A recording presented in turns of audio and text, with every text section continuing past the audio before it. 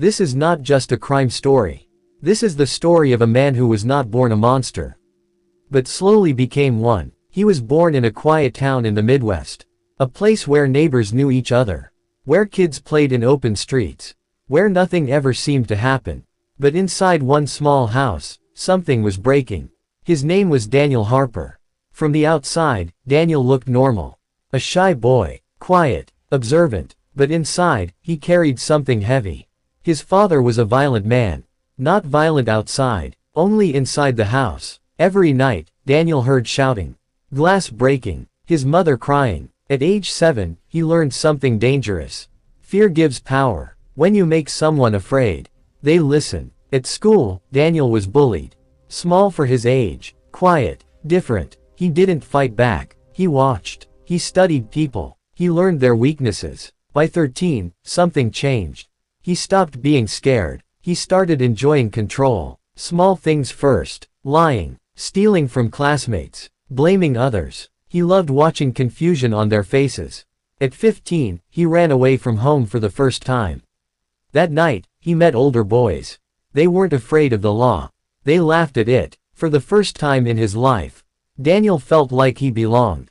Belonging can be dangerous, because when the wrong people accept you, you become like them. At 16, he was arrested for robbery. Nothing major. Released due to lack of evidence.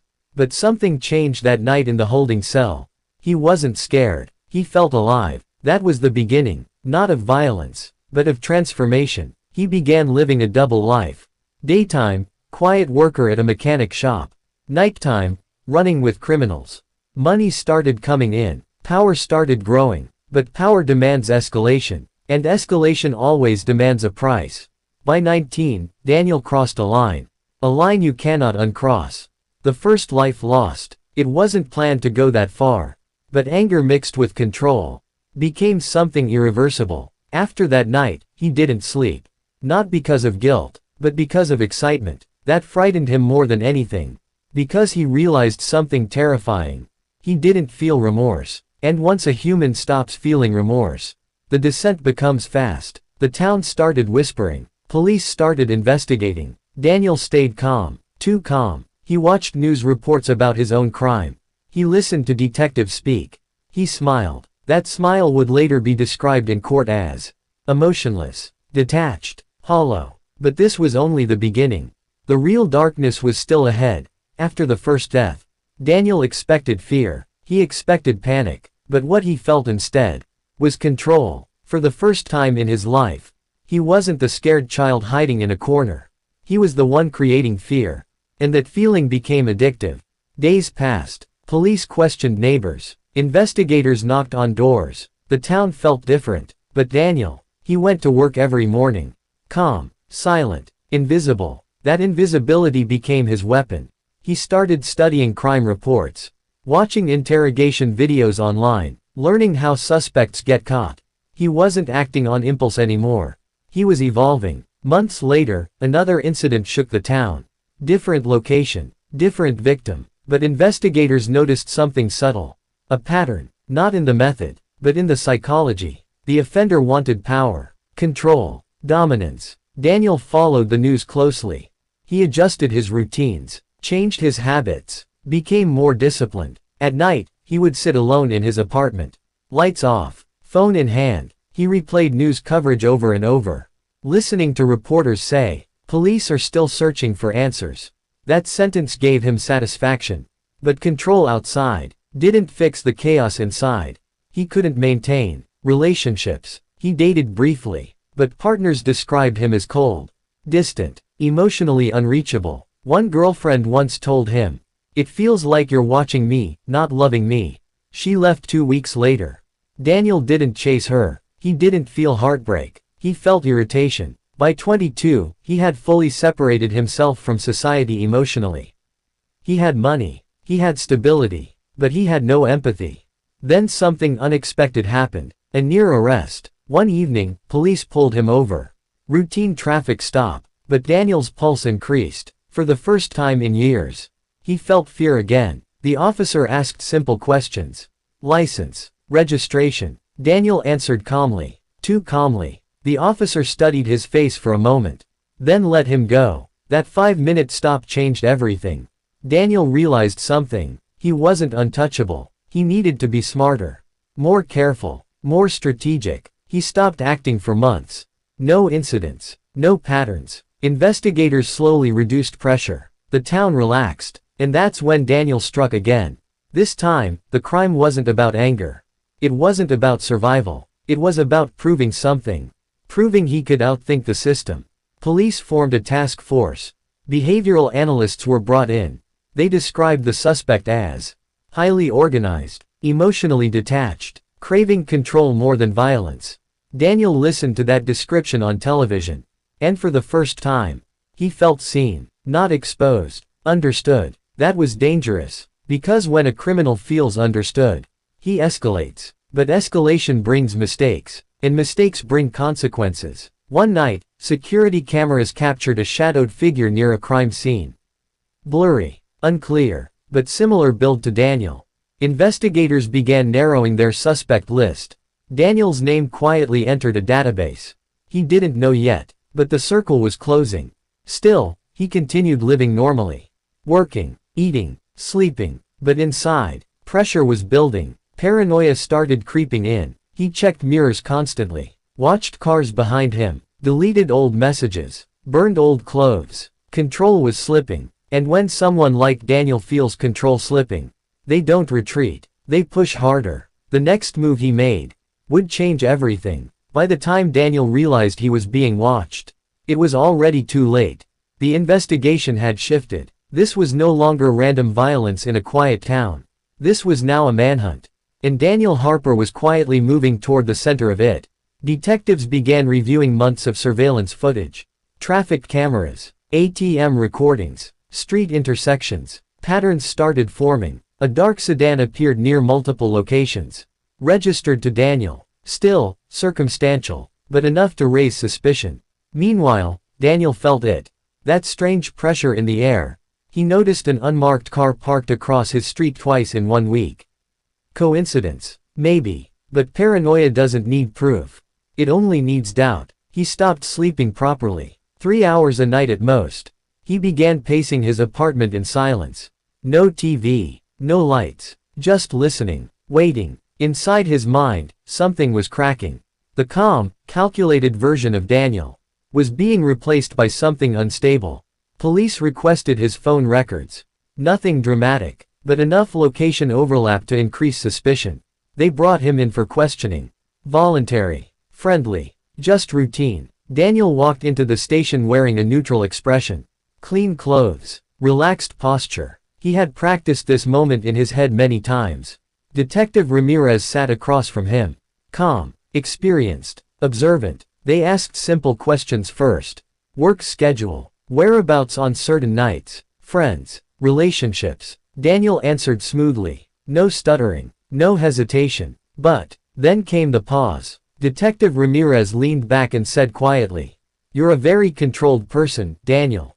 Not an accusation. An observation. Daniel held eye contact. Slight smile. I try to be. The interrogation lasted 2 hours. They had no solid proof. So they let him leave. But the tone had changed. Daniel was no longer invisible. He was now a person of interest. And that changed everything. Outside the station, reporters waited. Not for him. For updates. But the cameras were close enough. Daniel lowered his head and walked past quickly. That night, he destroyed his laptop. Smashed it. Burned the hard drive. Deleted every online account. He knew digital footprints could bury him. But what he didn't realize. The real evidence wasn't digital. It was behavioral. The task force consulted a criminal psychologist. Profile summary. The suspect is escalating due to internal instability. He feels pressure. He may act recklessly soon. Daniel read similar words in the newspaper the next morning. And something inside him snapped. That night, instead of hiding, he moved. Not carefully. Not strategically. Emotionally. And emotional decisions leave evidence. A witness saw his car clearly this time. Plate partially visible. Police ran the sequence. It matched Daniel's vehicle. Within 48 hours, they secured a warrant. Search team entered his apartment at 5:12 a.m. Daniel was asleep. For the first time in weeks. The door crashed open. Police. Don't move. That moment, the illusion of control shattered. He didn't resist. He didn't shout. He simply stared at the ceiling. Almost relieved. Because the chase was over. Inside the apartment, investigators found disturbing items. Nothing graphic, but enough to connect psychological dots. Newspaper clippings, maps, notes about routines, organized, calculated, chilling. Daniel was arrested on multiple charges pending full investigation.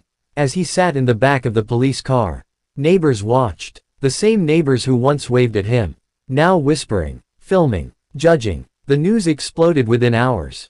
Local mechanic arrested in serial crime investigation.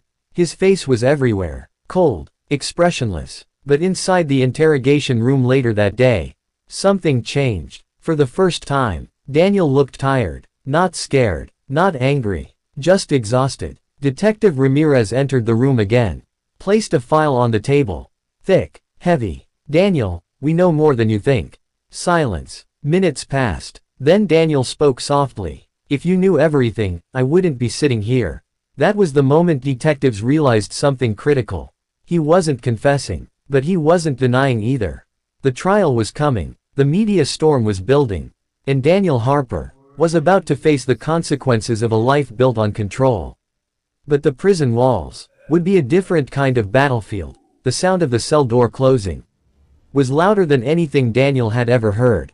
Metal against metal. Final. Cold. Permanent. For years, he had studied interrogation tactics. He had analyzed police patterns. He had predicted investigative behavior. But he had never truly imagined this moment. The moment when control disappears. The first night in county jail is different for everyone. For Daniel, it was silent. Too silent. The cell was small. Concrete walls. Steel toilet. Thin mattress. No shadows to hide in. No darkness to control. Just exposure. He sat on the edge of the bed, staring at his hands. These hands had shaped his entire double life. Now they were cuffed just hours earlier. For the first time since childhood, he felt small again. Across the corridor, other inmates whispered. News spreads fast in jail. Especially when the media calls you the shadow killer. Some inmates were curious. Some hostile. Some impressed. That was dangerous. Respect inside prison is built on fear. But Daniel wasn't looking for power anymore. He was calculating survival. The next morning, he was processed fully. Fingerprints, photographs, medical check. In the intake room, an officer looked at him and said quietly, "You don't look like the type." Daniel replied, "There is no type." That sentence later appeared in court transcripts. Days passed. Interrogations continued. But Daniel refused full confession. He spoke carefully, admitted nothing directly, denied nothing clearly. Lawyers were assigned. High-profile case. National coverage began. True crime podcasts picked up his story. Documentaries started forming before trial even began. Meanwhile, inside the jail, reality set in. He was placed in protective custody. Not for his safety alone, but to prevent violence from other inmates seeking attention. Isolation returned. The same isolation he felt as a child. Only now, there was no escape. He began receiving letters. Some filled with hate. Others disturbingly supportive. People fascinated by darkness. One letter read, "You're misunderstood. The system failed you." Daniel folded that letter carefully. Not because he agreed, but because it reminded him of something. Narrative matters. Outside the jail, prosecutors were building their case. Digital evidence. Witness testimony, vehicle tracking, behavioral analysis. The web was tightening. 3 months later, formal charges were announced. Multiple counts of homicide. The courtroom was packed on his first appearance. Cameras flashing. Families of victims sitting in the front row.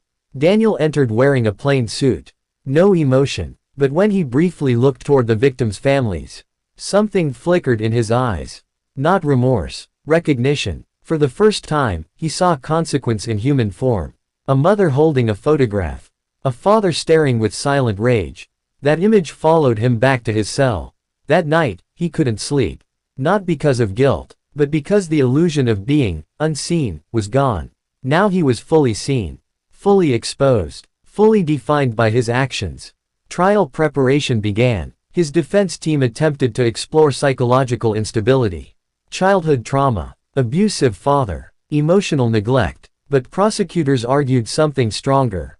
Premeditation. Planning. Control. This wasn't impulse. This was intention. Weeks before trial officially began, Daniel made his first mistake in jail.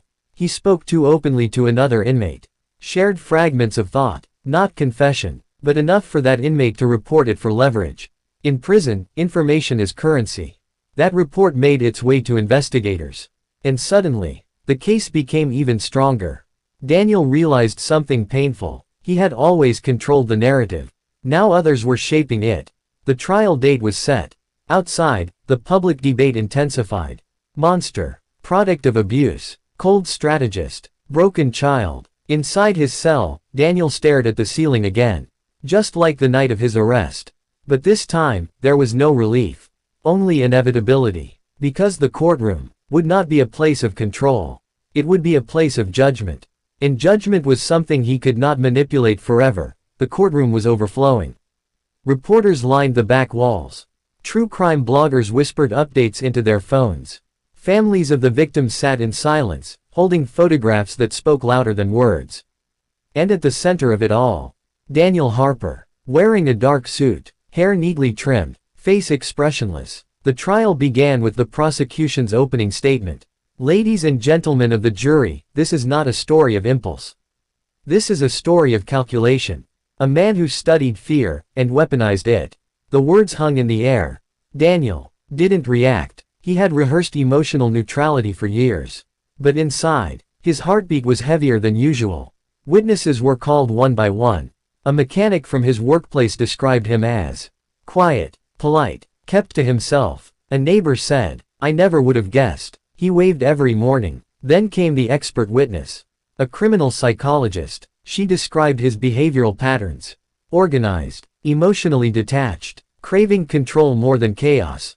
Daniel listened carefully. Not offended, not angry, almost analytical, like he was studying himself from the outside.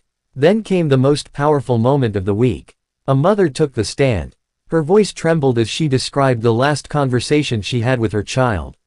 The courtroom went silent. Even the reporters stopped typing. Daniel kept his eyes forward.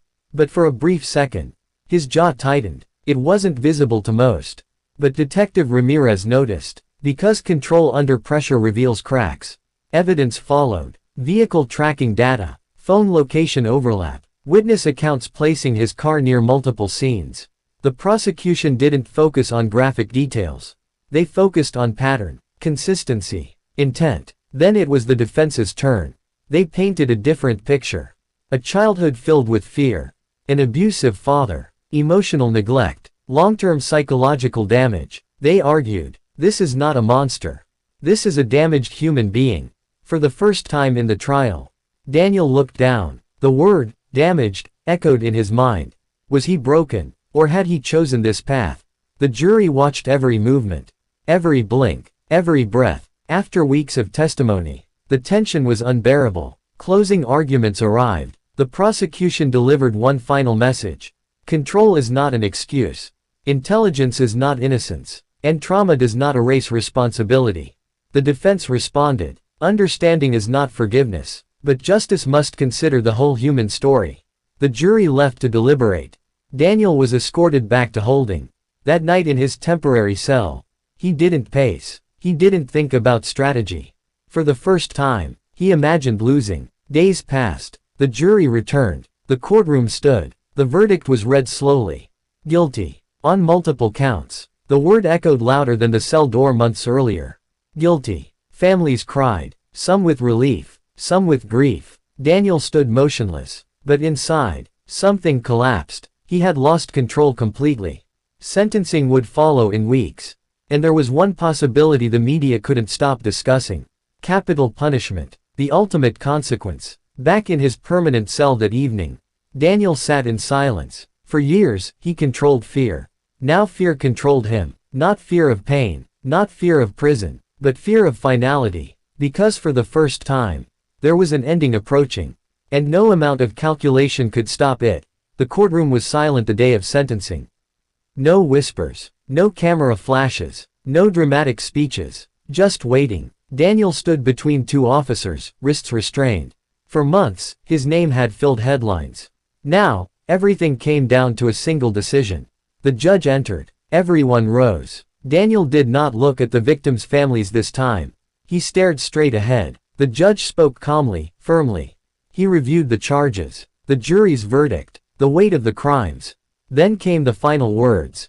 Daniel Harper, this court sentences you to death. No loud reaction from Daniel. No visible breakdown. But inside, something shifted permanently. Death was no longer abstract. It had a schedule. He was transferred within weeks to a maximum security facility. Death row. A different world. Different rules. Different silence. Death row is not loud like regular prison. It is quieter. Heavier. Each inmate, there is living with the same ticking clock. Daniel's new cell was smaller than before. Bright lights stayed on longer. Limited movement. Minimal human contact. He now had a number. Not a reputation. Not a headline. Just a number. The first night on death row, he didn't sleep. Not from fear, but from realization. There were no more strategies to build. No more moves to calculate. Only time. And time is the one thing he could never control. Weeks turned into months. Appeals were filed automatically. His legal team attempted to challenge the sentence. Psychological evaluations were repeated. Childhood trauma revisited. Brain scans discussed. But the conviction was solid. Evidence overwhelming. Public opinion strong. Meanwhile, Daniel changed subtly. Guards noticed he spoke less. Walked slower. Sometimes he would sit on his bed staring at nothing for hours. One guard later said, he looked like a man finally thinking without a plan. On death row, inmates are allowed limited phone calls. Daniel made only two. One to his mother. She cried. He remained quiet for most of it. At the end, he said only, "I'm sorry you had to see this." It was the closest he had ever come to remorse. The second call was to no one from his past. It was to his lawyer. Discussing appeals. Even at the edge of death, part of him still tried to negotiate with fate. Years passed in legal battles. Execution dates scheduled, delayed, rescheduled. Each time, the mental impact deepened. Living with a countdown changes a person. Daniel began reading extensively. Psychology books, philosophy, religion. He wasn't searching for forgiveness. He was searching for understanding. Understanding himself. One evening, a prison chaplain visited him. They spoke quietly. No cameras. No transcripts. The chaplain later described Daniel as a man who finally stopped running from his own mind. But reflection does not erase consequence. The final execution date was set. No more delays. No more appeals. The news exploded again. The shadow killer's final days. Reporters gathered outside the prison. Victims' families prepared to witness closure. Inside his cell, Daniel received his final paperwork. Instructions. Rights. Final meal request. He read it slowly, carefully. For a man who once controlled fear, he was now confronting the ultimate loss of control. The night before his execution, he wrote a short statement. Not dramatic, not defensive, just simple words. I lived chasing control. In the end, I lost all of it. The damage cannot be undone. At 11:48 p.m., guards escorted him down the final corridor. The same sound echoed as years before. Metal doors, heavy steps. But this time, there was no future cell waiting. Only finality. He did not resist. He did not speak. Witnesses watched through reinforced glass. At 12:03 a.m., the sentence was carried out. And just like that, the story that once dominated headlines ended in silence. But the impact remained. Families carried their grief. The town carried its scars. And experts continued debating the same question. Was he born broken, or did he choose darkness? The answer may never be simple. Because monsters are rarely obvious at the beginning. Sometimes, they are quiet. At 12:03 a.m., the sentence was carried out. By 12:15 a.m., the news was already spreading. By sunrise, the entire country knew. Daniel Harper was dead. But death did not end the story. It transformed it. Outside the prison gates, reporters stood under flashing lights. Microphones raised. Families of the victims released short statements. One father said, "Justice was served, but our loss remains." One mother said nothing at all. She simply held a photo close to her chest. Silence sometimes speaks louder than revenge. Meanwhile, across social media, debates exploded. Was capital punishment justified? Was Daniel a monster, or a product of abuse and neglect? The world argued, but inside the prison, life continued normally. Guards changed shifts, cells were locked, another inmate replaced the empty space on death row's list. Because the system moves forward, no matter how dramatic the case. In the weeks that followed, true crime documentaries were announced. Podcasts released special episodes. Experts were invited onto television panels.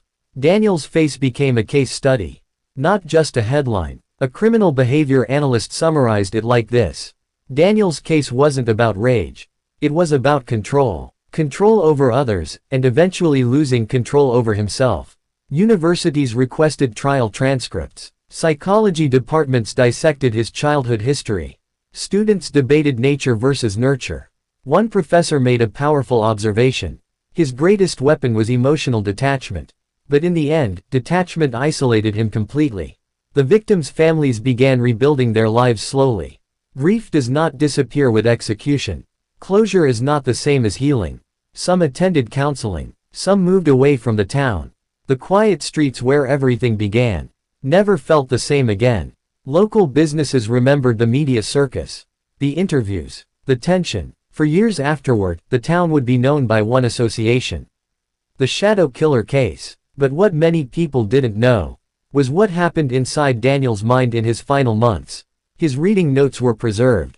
Highlighted passages about guilt, about choice, about consequence. One line from a philosophy book was underlined twice. Freedom is the ability to choose. Responsibility is the price of that choice. That sentence defined the entire case. Daniel chose. And the system responded, not out of emotion, but out of law. Years later, a documentary filmmaker interviewed Detective Ramirez. He was older now, calmer, reflective. He said, Daniel wasn't chaotic, he was organized, and that's what made him dangerous. He believed he could outthink consequences. The interviewer asked, did he ever show remorse? Ramirez paused. Not at first, but at the end, I think he finally understood something. The documentary aired nationwide. Millions watched, not because they admired Daniel, but because they were trying to understand him. Understanding darkness does not mean accepting it. It means preventing it. Psychologists later emphasized early intervention, addressing childhood trauma, breaking cycles of violence before they grow. Because behind every extreme case, there are warning signs, missed opportunities, moments where things could have gone differently. In the final segment of one major network special, the narrator concluded, this was not just the story of a killer. It was the story of choices, control, and consequence. A reminder that intelligence without empathy becomes dangerous, and that every decision leaves a mark. The prison where Daniel was executed remains operational. His case file sits archived. Thousands of pages, photos, transcripts, psychological evaluations. A complete record of a life that spiraled into darkness. But the most powerful lesson wasn't found in the crime scenes, or the courtroom, or even the execution chamber. It was found in the quiet pattern of his life. Isolation, control, escalation, consequence. 4 stages, repeated again and again in criminal psychology. The story ended legally at 12:03 a.m. But socially, it continues. In classrooms, in discussions, in documentaries, and in the quiet fear people feel when they realize evil doesn't always look violent at first. Sometimes, it looks calm. Years after Daniel Harper's execution, the question still remained, was he born this way? Or was he built by circumstance? In a university lecture hall in Chicago, a criminology professor projected Daniel's timeline onto a screen. Childhood abuse, social isolation, early manipulation, escalation, arrest, execution. The pattern was clear, but patterns don't always explain motive. Psychologists began examining his early behavior more deeply. At age 7, he witnessed repeated domestic violence.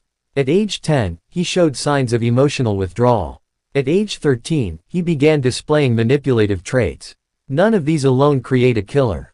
But combined, they form risk. A forensic psychiatrist later commented, Daniel didn't explode into violence. He drifted into it. That word, drifted, became central to the analysis. He didn't wake up one morning and choose darkness.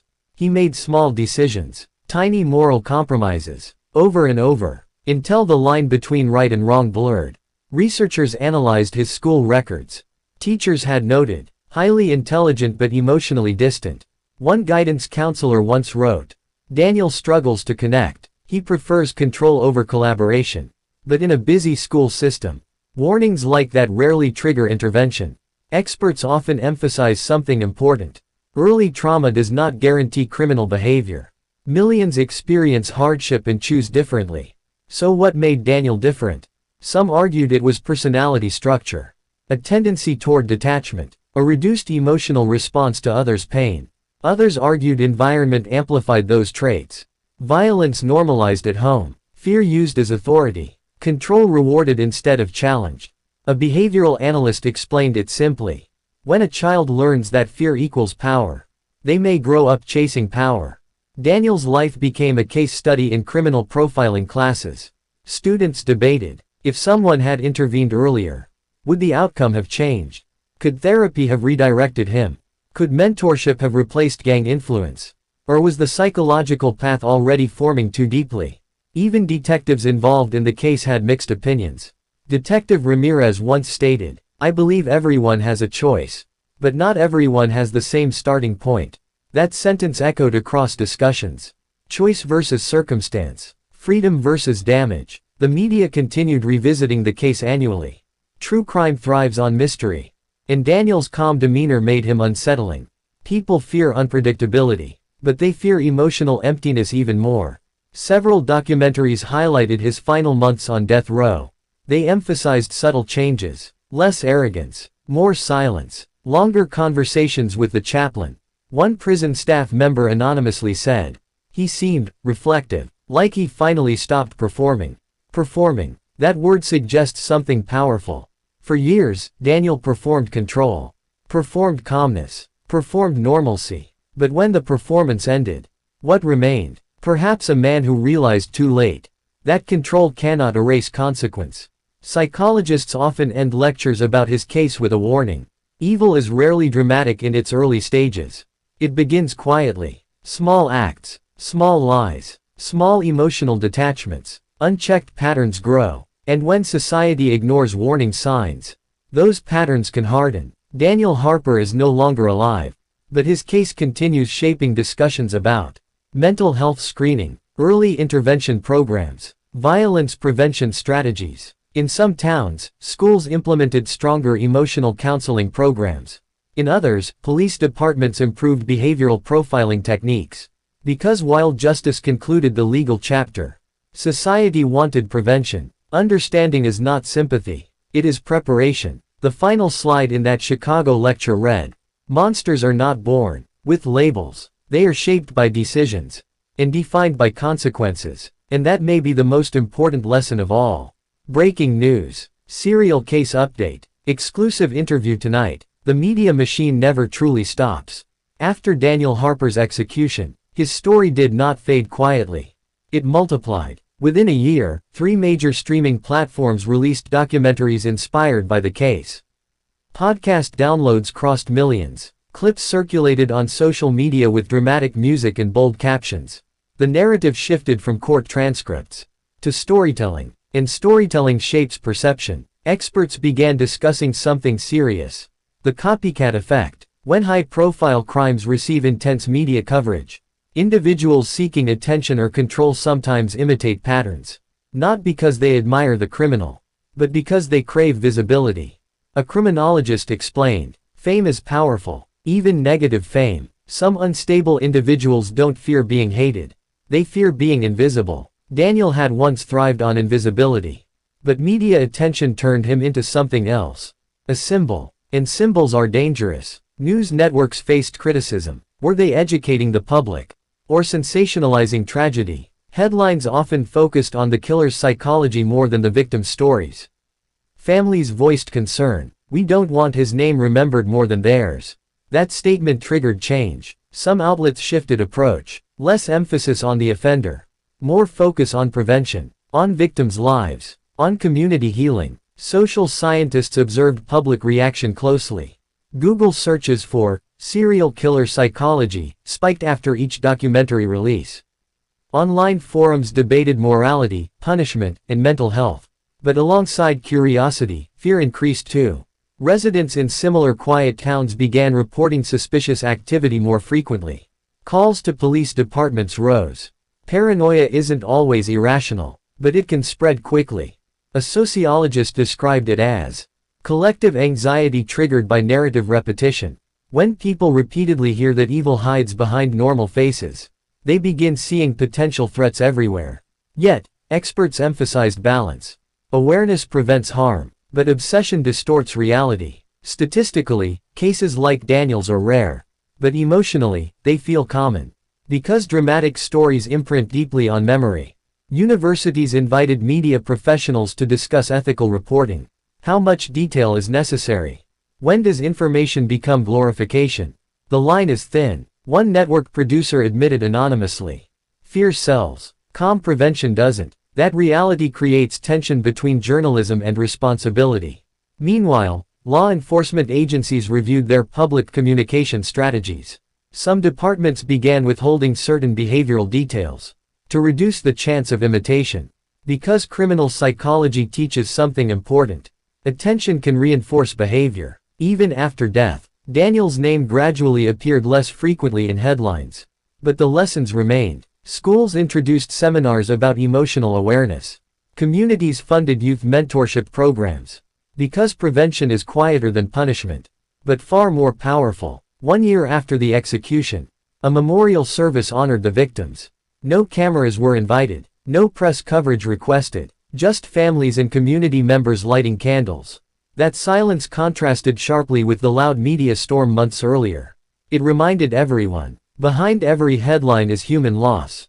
The final analysis from a National Crime Institute concluded. High-profile cases teach society two things: how violence escalates, and how narrative shapes fear. Daniel Harper became part of academic literature, but not as a legend. As a warning about isolation, about emotional detachment, about the power of attention. And perhaps the most critical warning. When society focuses only on the spectacle, it risks missing the quiet warning signs in everyday life. The media moved on eventually. Another case, another headline, but for those who studied it closely, the shadow killer case was never about shock value. It was about understanding how control, attention, and fear intersect. And how easily they can spiral. 0 to 2 o'clock. Daniel Harper's prison life begins. He is placed in solitary confinement, where daily routines are extremely limited, only meals, small exercises, and long hours of darkness in the cell. The psychological pressure is immense. 2:01 to 4 o'clock. First phone call description. Contact with family and a few close friends is restricted. During calls, he often becomes emotional, reflecting on his choices and regretting his past actions. 4:01 to 6 o'clock. First visitation. Daniel sees his younger sister. Tears flow uncontrollably. During the visit, his eyes reveal despair, guilt, and hidden anger. 6:01 to 8 o'clock. Daily life in the cell. From morning to evening, silence dominates. Occasionally, guards' strict supervision intensifies the pressure. Daniel starts writing in a mental diary, reflecting his inner torment. 8:01 to 10 o'clock. Details of his crimes. Daniel was involved in several murders. After each act, guilt weighs heavier on him. He starts thinking, have I destroyed more lives than I saved? 10:01 to 12 o'clock. Daniel's mindset. A mix of self-criticism and anger overwhelms him. He begins to pray occasionally, but his heart and mind find no peace. 12:01 to 1400. Comparison with other death row inmates. Daniel notices some are completely silent, some struggle with severe mental issues. This observation intensifies his own emotions. 14:01 to 1600. Thoughts about the future. Daniel learns his execution date is approaching. Every day feels like a countdown. Sleep is disrupted, nightmares frequent. 16:01 to 1800. Effects of isolation. Daniel feels extreme loneliness and guilt. He constantly replays his past mistakes and questions himself, am I worthy of living like a human being? 18:01 to 2000. End of Part 10. Daniel's condition is unstable, his psychological and emotional journey continues. Life on death row has changed him deeply, exposing his human vulnerability. 0 to 2 o'clock. Daniel wakes up to another lonely morning. The sounds of the prison, distant footsteps, doors clanging, echo endlessly.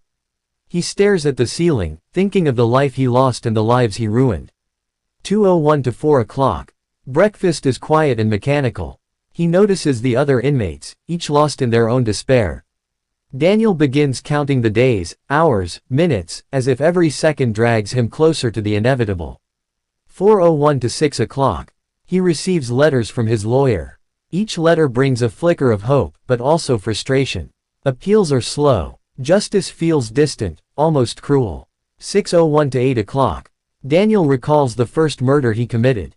The memory is vivid, haunting. Faces, voices, screams, all replay in his mind. Guilt burns like fire in his chest. 8:01 to 10 o'clock. Visits from family continue. His mother, aged and fragile, cries quietly. Daniel tries to comfort her, but words feel hollow. The distance between them is more than physical, it is emotional and permanent. 10:01 to 12 o'clock. Night falls. Daniel is alone in his cell. Darkness surrounds him. He starts to speak to himself, questioning his choices, praying for redemption, though he fears forgiveness may never come. 12:01 to 1400. He reflects on the chain of events that brought him here. Childhood trauma, poor decisions, violence, and the lure of crime. Daniel realizes his life was a spiral he could not escape. 14:01 to 1600. Daniel writes letters to the victims' families. He expresses remorse, hoping for understanding, if not forgiveness. The act brings temporary relief, a small release from the weight of guilt. 16:01 to 1800. Guards bring routine checks. Daniel watches them closely, noticing the monotony in their eyes.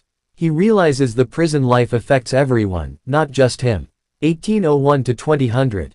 End of part 11. Daniel lies on his bed, staring at the ceiling, overwhelmed by emotions. Loneliness, guilt, fear, they are his constant companions. Life on death row continues, merciless and unyielding. 0 to 2 o'clock. The prison is quieter than usual. Daniel senses the approaching end. Guards speak in hushed tones, whispers of the execution date circulate. Anxiety grips every moment. 2:01 to 4 o'clock. Daniel writes his last letters. Words are heavy with regret and sorrow. He addresses victims' families, expressing deep remorse. Each sentence is soaked in emotion and reflection. 4:01 to 6 o'clock. He recalls his life, childhood pain, mistakes, crimes, and the consequences that followed. Memories of his victims' faces haunt him. Regret is unbearable, almost physical. 6:01 to 8 o'clock. Friends from his past visit for the last time. Hugs are brief, tears are endless. Daniel whispers apologies, knowing that words can never undo the damage he caused. 8:01 to 10 o'clock. Daniel walks the prison yard slowly, as if savoring every moment of the world he will soon leave behind. The sun feels harsher, the air heavier. 10:01 to 12 o'clock. He meets the prison chaplain. Conversations are somber, filled with reflections on life, faith, and redemption. Daniel prays quietly, seeking peace he fears he may never fully find. 12:01 to 1400. Sleep eludes him. Nights are restless. Shadows in the cell grow longer, echoing the inevitability of the approaching day. Daniel wrestles with fear and acceptance. 14:01 to 1600. Family visits one final time. Their eyes are red, faces pale. Daniel feels the depth of their pain and the weight of his choices. He struggles to say goodbye, each word breaking him inside. 16:01 to 1800. Daniel prepares mentally for the final walk. Guards explain the process. Every step is surreal. The corridor feels endless. Time seems to stretch unnaturally, like a dream he cannot wake from. 18:01 to 2000. End of part 12. Daniel sits alone in his cell, heart racing. Emotions collide, fear, regret, sorrow, and a faint hope for spiritual redemption. He knows the next day will be the last chapter of his life. 0 to 2 o'clock. Morning breaks cold and gray. Daniel wakes early. Silence in the prison is heavier than ever. He dresses in the standard uniform, each button a reminder of the day ahead. 2:01 to 4 o'clock. Breakfast is minimal, almost tasteless. Daniel barely eats, his mind racing through memories, regrets, and the lives he affected. Every bite feels meaningless. 4:01 to 6 o'clock. Guards escort him slowly down the hallways. The echoes of footsteps sound louder, each step closer to the execution chamber. Daniel's heart pounds, yet his face remains calm. 6:01 to 8 o'clock. He sees the chamber. Its stark white walls and cold steel create a surreal atmosphere. Daniel's breath quickens, but he steadies himself, recalling all the letters he wrote, the prayers he whispered. 8:01 to 10 o'clock. The warden and chaplain speak quietly. Daniel nods politely. No words can ease the weight of what is to come. He focuses on inner peace, hoping for a final moment of clarity. 10:01 to 12 o'clock. Daniel lies on the execution table. Straps hold him in place. He closes his eyes, thinking of his childhood, his mistakes, and the irreversible path he chose. Silence fills the room. 12:01 to 1400. Final statements are read aloud. Daniel whispers his own words, apologies, prayers, and wishes for the victims' families. Tears stream quietly down some faces in the room. 14:01 to 1600. The procedure begins. Monitors and machines hum softly. Daniel remains still, a mix of fear and acceptance in his expression. Each second feels stretched into eternity. 16:01 to 1800. A deep breath, a final glance at the ceiling. Memories flash, the life he lived, the choices he made, the pain he caused. His last thought is a plea for forgiveness and peace. 18:01 to 2000. End of Part 13. Daniel Harper's life ends. The room is quiet. Outside, the world moves on, unaware of the man who once lived, sinned, and faced the ultimate consequence of his actions. 0:00 to 2 o'clock. The execution ends. Silence hangs over the prison. Guards exchange somber glances. Daniel Harper's life has come to a permanent close, but the ripples of his actions remain. 2:01 to 4 o'clock. News spreads quickly. Families of the victims feel a mix of relief, sorrow, and unresolved grief.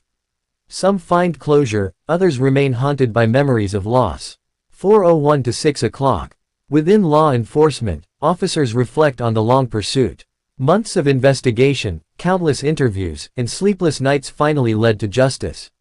The shadow of Harper's crimes lingers. 6:01 to 8 o'clock. Criminologists and psychologists analyze Daniel's life. They study patterns of behavior, the triggers that pushed him into violence, and the warning signs that were missed along the way. 8:01 to 10 o'clock. Documentaries and news outlets dissect his life story. Each program emphasizes the human cost of crime, the consequences of choices, and the fragility of morality. 10:01 to 12 o'clock. Harper's childhood friends and acquaintances share stories. Some remember a troubled boy with potential, lost in darkness. Others recount subtle signs of a descent into obsession and violence. 12:01 to 1400. Victims' families speak publicly for the first time. Their words are raw, emotional, and haunting. The pain they endured cannot be undone, but they hope their voices prevent future tragedies. 14:01 to 1600. Prison staff discuss the psychological impact of handling death row inmates. Harper's presence, crimes, and demeanor left lasting impressions, shaping their views on punishment, rehabilitation, and justice. 16:01 to 1800. Legal scholars debate the death penalty. Harper's case is cited in arguments for and against capital punishment, becoming a case study on justice, morality, and societal responsibility. 18:01 to 2000. End of Part 14. Daniel Harper's story closes, but its echoes remain in newsrooms, law offices, classrooms, and hearts worldwide, a chilling reminder of the human cost of crime and the fine line between life and death. 0:00 to 2 o'clock. Daniel Harper's first crime wasn't random. At age 18, he committed his first serious theft. It was small, almost unnoticed, but it planted a seed. The thrill of breaking rules and escaping consequences gripped him. 2:01 to 4 o'clock. Friends and family noticed subtle changes. Harper grew secretive, late nights became common. Teachers recalled a sharp intelligence, now twisted into manipulation and lies. 4:01 to 6 o'clock. His first violent act occurred at 19. A confrontation at a local bar escalated, leaving a man seriously injured. Harper's reaction: calm, calculating, almost eerily emotionless. 6:01 to 8 o'clock. Police received their first reports. Witnesses described a young man with a cold stare, no remorse. Harper's criminal persona began forming, one that would escalate in the coming years. 8:01 to 10 o'clock. Financial desperation and thrill-seeking fueled his crimes.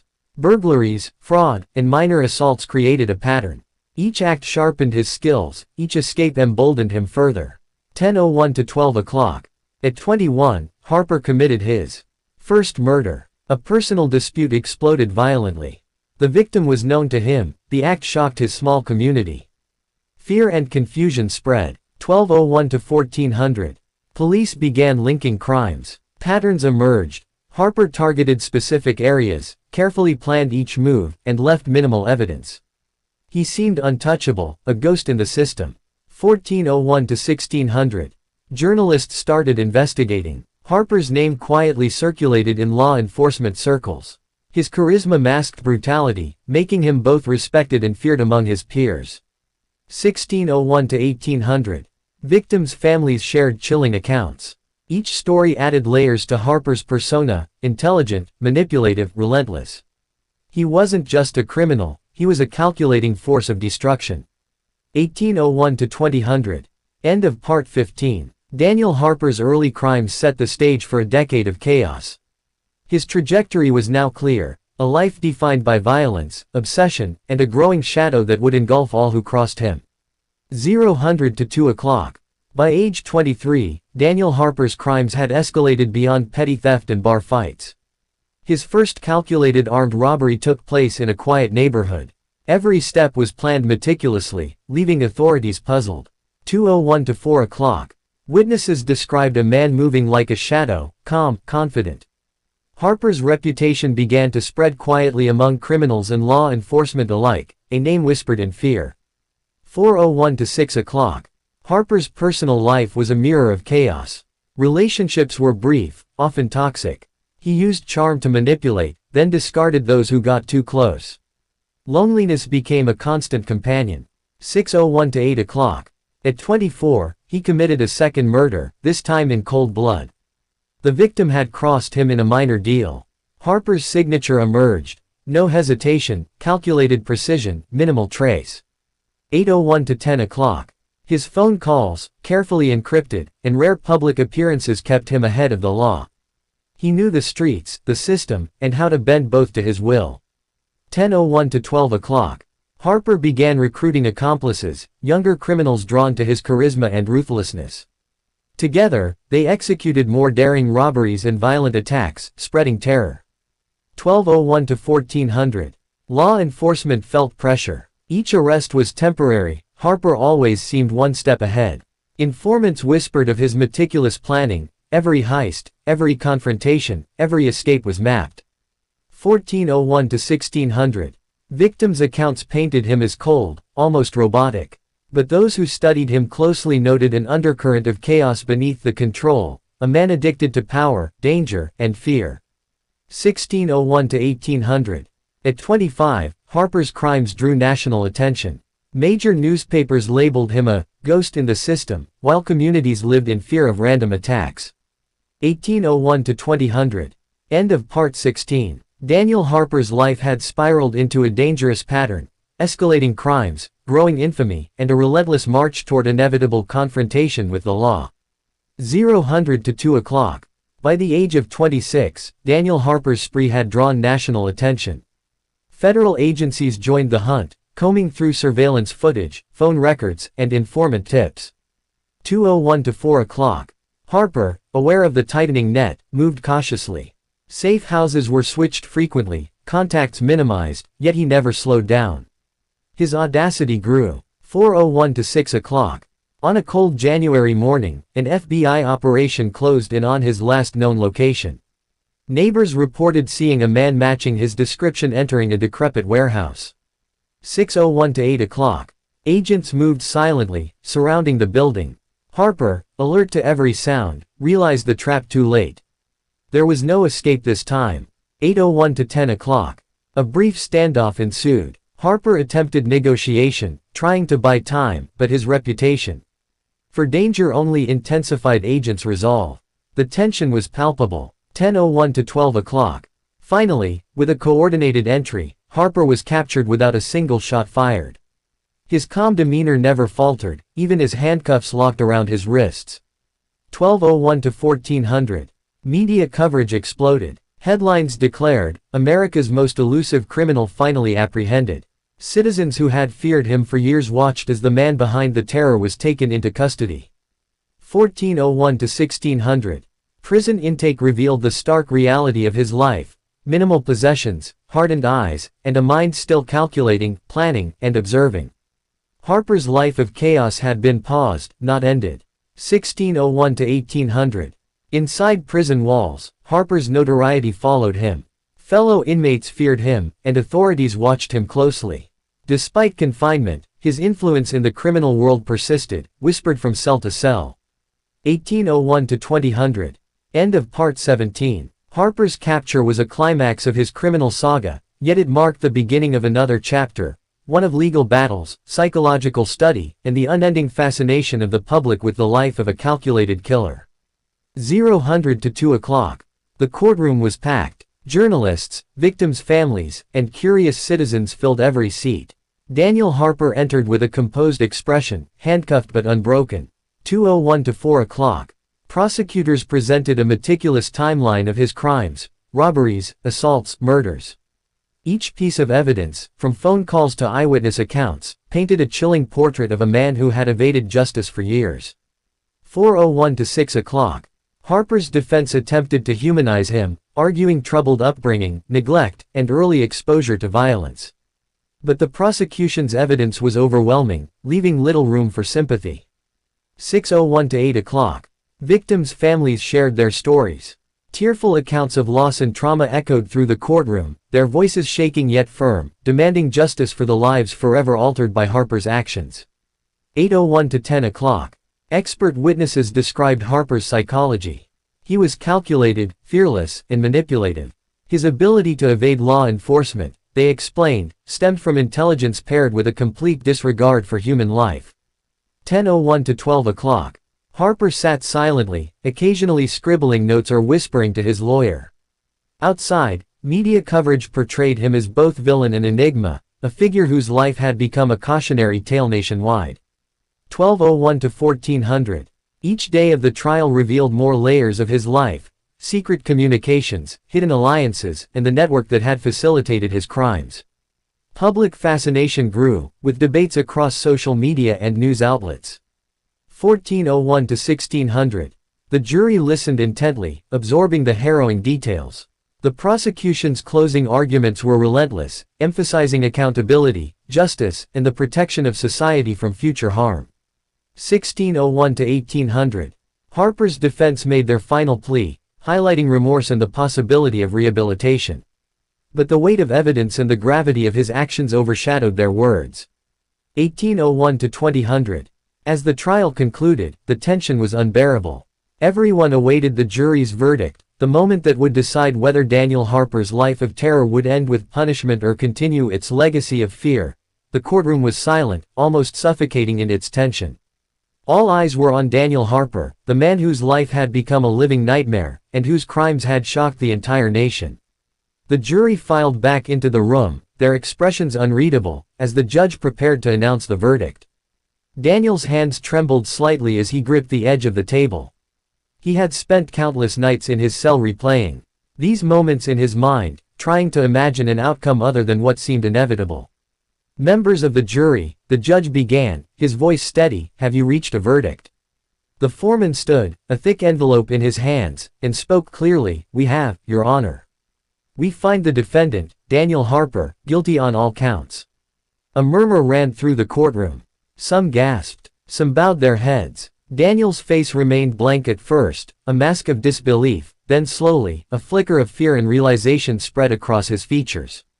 Every detail of his crimes, the murders, the manipulations, the cold precision with which he had carried out his actions, had led to this moment. Each victim's story, each act of violence, had been examined, dissected, and proven beyond any doubt. The judge continued, "Daniel Harper, due to the severity and the calculated nature of your crimes, the court hereby sentences you to death. Your appeals may be filed, but the gravity of your actions has left no room for leniency." Daniel's lawyer whispered something, but he barely heard it. His mind was elsewhere, flashing through the faces of those he had hurt. He thought of the families, the pain he had caused, the lives he had destroyed. Outside the courtroom, reporters jostled for position, cameras flashing. The world was watching. Headlines would tell of Daniel Harper, the notorious killer, finally held accountable. Inside, Daniel felt a wave of emotions: fear, regret, anger, despair. Every decision that had brought him to this point now felt both inevitable and painfully irreversible. He was led away, shackled, every step echoing like a drumbeat toward his ultimate fate. In that moment, the public could see a man stripped bare, facing the consequences of a life steeped in darkness. And yet, even in the cold, sterile hall of justice, one could sense the tension of humanity, society's need to witness, to judge, to understand the fragility of morality and the consequences of crossing its lines.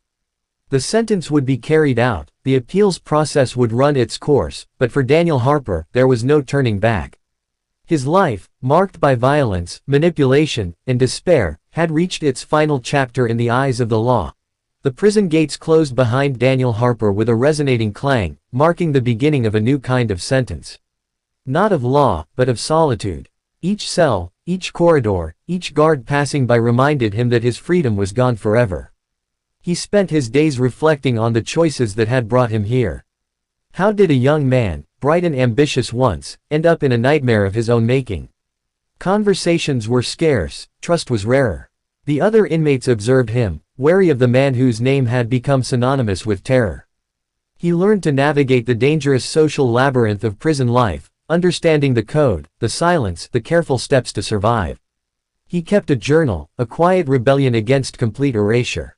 In the margins, he wrote apologies he would never deliver, thoughts that would never see the light of day, memories that haunted him like ghosts. Part 21. Appeals and Public Reaction. Daniel Harper's story became a media sensation.